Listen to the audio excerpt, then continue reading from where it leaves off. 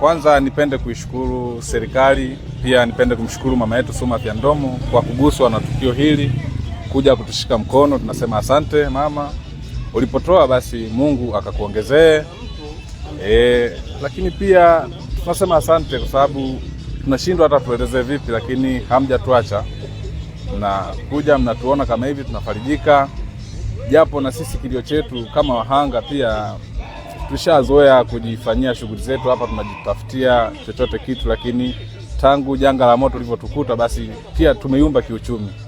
Kwa hiyo tulikuwa tunaomba mama yetu tufikishie ujumbe huko juu, japo viongozi wetu wanapambania kila kukicha, kuanzia wakina mtendaji, mwenyekiti, madiwani, wote huko wanajaribu kutupambania ili tupate kurudi kwenye eneo letu la biashara kuliko kufanya mambo mengine. Lakini tunasema asante katika hilo, pia katuwakilishie ili turudi kwenye eneo letu la biashara, sababu saizi tumeyumba.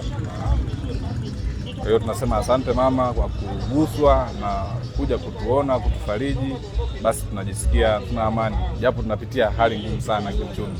Kwa hiyo tulikuwa tunaomba pia ikiwezekana, kwa sababu tulishapeleka mambo ya halmashauri kwamba hapa jinsi pajengwe kwa tangu pameungua, biashara zimesimama. Kwa wakasema si mkandarasi atakuja kupima. Kwa hiyo tulikuwa tunaomba mtusaidie katika hilo, waje wapime, tufanye ujenzi, tuendelee na maisha yetu ya kila siku. Lakini kwa saizi tuna hali mbaya sana kiuchumi.